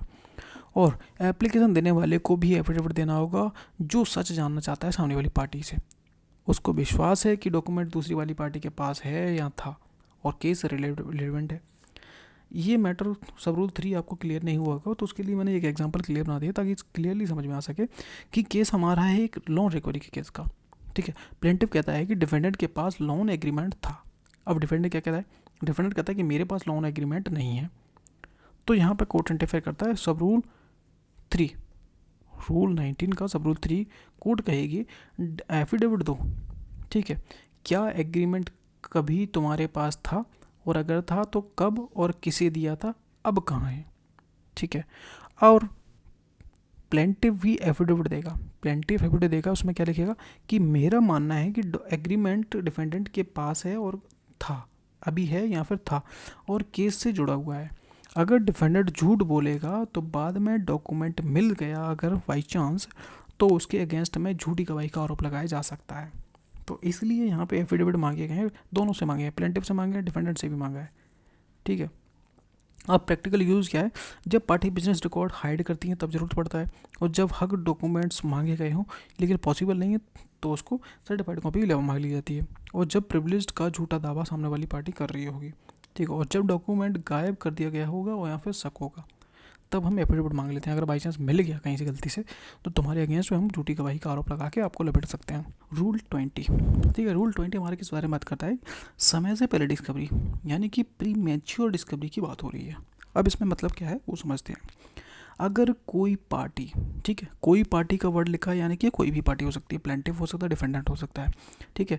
अगर कोई पार्टी डॉक्यूमेंट दिखाने या फिर इंटरोगेटरीज का जवाब देने से मना कर देती है, कोई भी पार्टी, देख दोनों में से कोई भी पार्टी इंटरव्यू देने से मना कर देती है और कहती है, मना करने के पीछे रीज़न देती है कि अभी इसकी ज़रूरत नहीं है, अभी नहीं देना है, पहले कुछ इशू तय हो जाए उसके बाद ये सब प्रक्रिया अपनाई जाएगी, यानी कि एक बहाना देकर मना कर देता है आपको। तो कोर्ट देखेगी, कोर्ट क्या देखेगी कि क्या जो डॉक्यूमेंट और डिस्कवरी का जो आपको अधिकार है, मुकदमे के इसी इशू को फाइनल होने पर निर्भर करता है कि नहीं करता है। यानी कि ऐसी डिस्कवरी किसी जजमेंट के ऊपर डिपेंड करती है या नहीं करती है, कि उसको पहले डिसाइड हो जाना चाहिए, उसके बाद हम ये इंटरप्रेटरीज या फिर इस डॉक्यूमेंट को दिखाएंगे। तो ये किसी चीज़ के ऊपर निर्भर करती है या नहीं करती है, ये कोर्ट देखेगा। ठीक है। और कोर्ट क्या इसको इशू डिसाइड करना ज़रूरी है, जो मुद्दे हैं, इशू हैं, उनको पहले डिसाइड करना ज़रूरी है या नहीं है, तो ये सब कोर्ट देखेगा।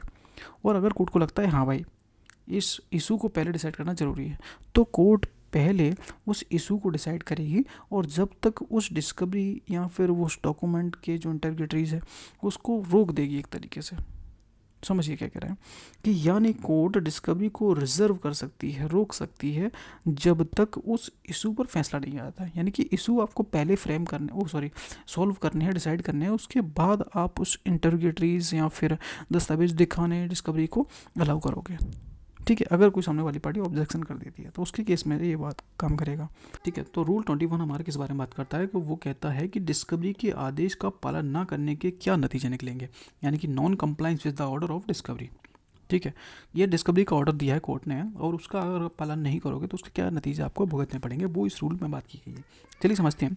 सब रूल 1 हमारा कहता है कि अगर प्लेंटिव, ठीक है, अगर प्लेंटिव, ये प्लेंटिव के लिए बात कर रहा है, ठीक है, सेकंड वाला है डिफेंडेंट के लिए।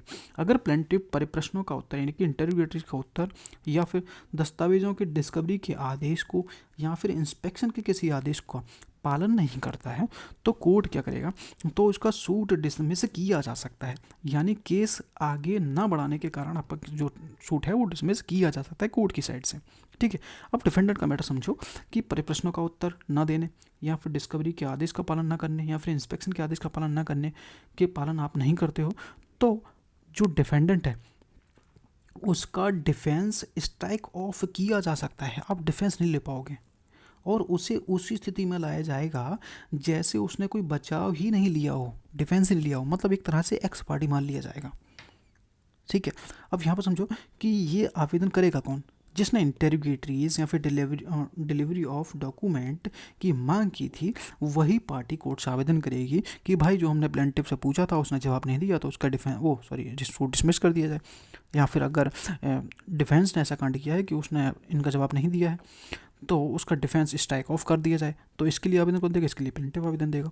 तो यहाँ पे आवेदन कौन देगा वो भी क्लियरली लिखा गया है, जो कि इंटरव्यूएटरीज या फिर जो डिलीवरी की मांग कर रहा है वो पार्टी आवेदन देगी कोर्ट को कि ऐसा स्ट्राइक ऑफ किया जाए या फिर डिफेंस सूट डिसमिस कर दिया जाए। ठीक है। अब समझो प्रोवाइजो हमारे केस में है कि कोर्ट नोटिस देगी जब भी कोई भी डिफेंस स्ट्राइक ऑफ किया जाएगा या फिर सूट डिसमिस किया जाएगा, तो दोनों पार्टियों को नोटिस दिया जाएगा और दोनों को सुनवाई का मौका दिया जाएगा, फिर उसके बाद में ऑर्डर पास किया जाएगा। ठीक है। अब समझो रूल 2 हमारा बात करता है, रूल 2 हमारे किस बारे में बात करता है कि फ्रेश सूट नॉट मेंटेनेबल, नया सूट है नहीं चलेगा। कब नहीं चलेगा, यदि रूल 21(1), ये हमारा सब रूल है, ठीक है। रूल 21(1) के तहत कोर्ट प्लेंटिफ का सूट जो है डिसमिस कर देती है, प्लेंटिफ का सूट है वो डिसमिस कर देती है, क्योंकि प्लेंटिफ ने डिस्कवरी और इंस्पेक्शन के आदेश का पालन नहीं किया था। तो यहाँ पर प्लेंटिफ उसी कॉज ऑफ एक्शन पर दोबारा एक नया फ्रेश सूट नहीं ला सकता है, क्लियरली मना किया गया है सब रूल 2 में, ठीक है। यानी डिस्कवरी ऑफ इंस्पेक्शन का ऑर्डर का पालन न करने पर सूट की डिसमिसल अंतिम होती है, केस हमेशा के लिए ख़त्म हो जाता है, ठीक है। तो ये था हमारा सब रूल 2। अब एग्जांपल से समझो और क्लियर हो जाएगा कि मान लीजिए एग्जांपल हमारा मन कहता है कि प्लेंटिफ वाला एग्जांपल है, ठीक है। प्लेंटिफ ने डिफेंडेंट से इंटरोगेटरीज पूछे और डिफेंडेंट को भी कुछ दस्तावेज दिखाने के लिए कोर्ट ने आदेश दिया था, ठीक है। लेकिन डिफेंडेंट ने क्या किया, दस्तावेज नहीं दिखाए और इंटरोगेटरी का जवाब भी नहीं दिया। तो अब प्लेंटिफ कोर्ट में आवेदन कर सकता है कि भाई जो डिफेंडेंट है उसने ऑर्डर नहीं माना है, उसका डिफेंस स्ट्राइक ऑफ कर दो। तो कोर्ट सुनवाई का अवसर देगा दोनों पार्टियों को, क्योंकि हमने पढ़ा है जस्ट अभी कि दोनों को सुनवाई का ऑप्शन देगा और डिफेंस स्ट्राइक ऑफ और केस प्लेंटिफ के पक्ष में एक्स पार्टी जैसा मान लिया जाएगा। तो ये था हमारा फर्स्ट एग्जाम्पल, ठीक है। अब सेकंड एग्जाम्पल है वो डिफेंडेंट के लिए, यहाँ पर गलती से प्लेंटिफ लिख गया है, डिफेंडेंट के लिए, ठीक है। कोर्ट कहती है कि प्लेंटिफ ये 5 ऑर्डर दिखाओ, प्लेंटिफ को कहती है कोर्ट कि ये 5 डॉक्यूमेंट दिखाओ, यह केस के लिए ज़रूरी है। प्लेंटिफ इसका जवाब इनकार कर देता है, यहाँ पर टालता रहता है। डिफेंडेंट आवेदन करता है कोर्ट से कि प्लेंटिफ ऑर्डर नहीं मान रहा है, राजी नहीं है डॉक्यूमेंट देने को, उसका सूट जो है डिसमिस कर दो। तो कोर्ट सुनवाई का दोनों को अवसर देगा, जैसे कि हमने फर्स्ट एग्जांपल में भी पढ़ा था कि कोर्ट सुनवाई का अवसर देगा दोनों पार्टियों को। Suit dismiss for want of prosecution, आगे की कार्रवाई बढ़ाने के इस कारण से आपने रोक डाली है, इसलिए आपको कोर्ट डिसमिस कर देगी। या फिर प्लेंटिफ आप नया सूट भी नहीं ला सकता है, 21(2) में क्लियरली मना किया गया है कि एक बार डिसमिस हो गया तो उसके बाद एक फ्रेश सूट आप नहीं ला सकते हो। रूल 22 कहता है कि वाद के ट्रायल में इंटरोगेटरीज के उत्तरों का उपयोग, भाई जो ट्रायल हो रहा है, जो हमने इंटरोगेटरी में जवाब पूछे थे, आपसे आंसर लिए थे, उन आंसर का होगा क्या, कितना उपयोगी है वो देखते हैं। इस रूल में बताया गया है कि इंटरोगेटरीज यानी कि जो लिखित प्रश्न न्यायालय की अनुमति से आपने पूछे थे, उनके जो जवाब मिले हैं, उत्तर मिले हैं, उसको ट्रायल के दौरान कैसे और किस सीमा तक एविडेंस के रूप में आप उपयोग कर सकते हो, इसके बारे में ये रूल बात करता है। ये सब रूल हमारा बना यहाँ पर एक बात करता है, वो समझिए। यहाँ पर सब रूल है नहीं है, मैंने लिख दिया, ठीक है। कोई भी पार्टी यानी कि वो प्लेंटिफ हो या डिफेंडेंट हो, ट्रायल के समय जब भी आपका ट्रायल चल रहा हो, अपोजिट पार्टी द्वारा दिए गए इंटरोगेटरीज के उत्तरों को एविडेंस के रूप में इस्तेमाल कर सकता है, ठीक है। अलाउ किया गया है, इंटरोगेटरी को इस्तेमाल किए जा सकते हैं उनके रिप्लाई को, और उसमें यह छूट है कि वह चाहे तो, किस चीज़ प्रकार की छूट है कि वह पार्टी चाहे तो पूरा आंसर जो आपको मिला है इंटरोगेटरीज में, पूरा आंसर न डालने के बजाय केवल थोड़ा हिस्सा भी एविडेंस के रूप में इस्तेमाल कर सकते हो, उसको एविडेंस के रूप में डाला जा सकता है। जरूर नहीं उसने 10 पेज का आंसर दिया तो 10 पेज का है, जितना आपके लिए ज़रूरी था उतनी लाइन आप लेके अपने एविडेंस में इस्तेमाल कर सकते हो। मतलब क्या है, मतलब है कि ओपोनेंट के उत्तरों का सिर्फ वो ही हिस्सा चुन सकते हो जो आपकी मदद कर रहा है, ठीक है। अब समझते हैं प्रोवाइजो हमारा क्या कहता है। प्रोवाइजो कहता है कि अगर एक पार्टी केवल आंसर का अपना पसंदीदा हिस्सा उपयोग करता है तो कोर्ट बाकी पूरे आंसर को भी देख सकती है, यानी कि पूरे आंसर को देखने की पावर है। कोर्ट बोलता है ये तो सिर्फ एक लाइन है, यहाँ से क्लियर नहीं हो रहा है कुछ, आप पूरा पेज लाओ, तो कोर्ट यहाँ पर पूरा पेज मांग सकता है आपको, पूरा पेज पढ़ने के लिए, तो उसकी बात कर रहा है प्रोवाइजो में। और यदि कोर्ट को लगता है कि यह जो हिस्सा जो आपने लगाया है एविडेंस के रूप में वो मिसलीडिंग है या फिर पूरे आंसर के साथ ही इसका सही अर्थ समझ में आता है, इसलिए पूरा आंसर लाओ, तो कोर्ट आदेश दे सकता है कि बाकी संबंधित आंसर भी कोर्ट में रिकॉर्ड पर लाए जाएं, ठीक है। तो रूल 22 हमारा सिर्फ इतना ही कहता है। अब एग्जांपल समझो और जल्दी क्लियर हो जाएगा। एग्जांपल हमारा कहता है कि वादी ने प्रतिवादी से इंटरोगेटरीज पूछी हैं, किसने पूछी हैं, वादी ने पूछी हैं डिफेंडेंट से। क्वेश्चन हमारा क्या है कि क्या आपने वादी से 50,000 रुपये उधार लिए थे, तो प्रतिवादी का उत्तर आता है हाँ भैया मैंने 50,000 रुपये उधार लिए तो थे, लेकिन मैंने 40,000 रुपये वापस भी तो कर दिए थे, तो बाकी 10,000 रुपये मैंने वादा किया था पर वादी ने उसे माना नहीं है, मना कर दिया है। तो अब ट्रायल में वादी केवल यह हिस्सा रखना चाहता है कि हाँ 50,000 रुपये लिए थे, लेकिन इस स्थिति में कोर्ट कह सकता है कि पूरा आंसर दिखाओ क्योंकि बाकी जो स्टेटमेंट हैं उससे जुड़ी हुई हैं, तो सिर्फ आधा हिस्सा रखने से गलत पिक्चर बनेगी। तो कोर्ट आदेश दे सकती है कि पूरे जुड़े हुए उत्तर एविडेंस के रूप में शामिल किए जाएं। तो यहाँ पे कोर्ट के पास पावर है कि वो एक लाइन ना देखने के बजाय पूरा आंसर मांग सकता है कि एक्चुअल मैटर क्या है, मैं पढ़ सकूँ। रूल 23 हमारा बात करता है कि नाबालिगों पर भी यह ऑर्डर लागू होगा। मतलब कि ऑर्डर हम कौन सा पढ़ रहे हैं, ऑर्डर 11 पढ़ रहे हैं। अब यहाँ पर क्या कह रहा है कि ऑर्डर 11 जो है वो की क्या है, वो नाबालिगों पर यानी कि माइनर पे भी लागू होगा। कैसे लागू होगा वो समझते हैं क्या कह रहा है। ऑर्डर 11 जो कि है डिस्कवरी एंड इंस्पेक्शन के बारे में, ठीक है। अब नाबालिग नाबालिग मतलब प्लेंटिफ और डिफेंडेंट पर भी उतना ही लागू होगा जितना कि वो मेजर लोगों पे होता है। समझिए क्या है आगे, ठीक है। लेकिन क्योंकि नाबालिग खुद मुकदमा नहीं लड़ सकते हैं, इसलिए ऑर्डर 11 के सभी नियम उनके लिए लागू होंगे, यानी कि माइनर खुद तो नहीं लड़ सकता, तो क्या होगा समझिए। उसके लिए नेक्स्ट फ्रेंड अगर प्लेंटिफ नाबालिग है तो ठीक है, अगर उसके गार्जियन फॉर सूट अगर डिफेंडेंट नाबालिग है, ठीक है, यानी नेक्स्ट फ्रेंड और गार्जियन को वही जिम्मेदारियां निभानी होती हैं जो एक जनरल प्लेंटिफ एंड डिफेंडेंट को निभाना होता है। जैसे कि हो गया इंटरोगेटरीज का उत्तर देना, जवाब देना, उनके डिस्कवरी एंड इंस्पेक्शन के आदेशों का पालन करना, डॉक्यूमेंट को प्रोड्यूस करना, एफिडेविट देना आदि जो भी काम होते हैं वो क्या है माइनर की ओर से या तो नेक्स्ट फ्रेंड करेगा या फिर उसका गार्जियन करेगा। ठीक है, एग्जाम्पल से पूरा क्लियर हो जाएगा। क्या कह रहा है कि नाबालिग वादी है, ठीक है, एक नाबालिग वादी है जिसका नाम राम है, अपने पिता को नेक्स्ट फ्रेंड बनाकर सूट चलाता है। अब अगर डिफेंडेंट इंटरोगेटरी भेजता है तो उन प्रश्नों का जवाब राम के पिता नेक्स्ट फ्रेंड को ही जवाब देने होंगे क्योंकि वो तो माइनर है। ठीक है, एग्जाम्पल 2 समझिए, उससे और क्लियर होगा कि नाबालिग एक व्यक्ति है जिसका नाम डिफेंडेंट है, जो सामने वाला पार्टी है डिफेंडेंट है, उसका नाम क्या है मोहन है, वो क्या है एक माइनर है। उसका कोर्ट क्या करता है, अपॉइंट करता है किसी गार्जियन फॉर सूट को, मुकदमा देख रहा है। ठीक है, जब यदि कोर्ट डॉक्यूमेंट की डिस्कवरी और इंस्पेक्शन का आदेश देता है तो मोहन का गार्जियन ही यह काम करेगा। आ गया समझ में? ठीक है, माइनर की ओर से अगर प्लेंटिफ है तो याद रखना है कि नेक्स्ट फ्रेंड आएगा, और अगर डिफेंडेंट है तो गार्जियन फॉर सूट आएगा। ठीक है, अगर वीडियो पसंद आए तो वीडियो को लाइक करना, सब्सक्राइब करना, कुछ और पढ़ना हो वही बताना। मिलते हैं नेक्स्ट वीडियो में, थैंक यू।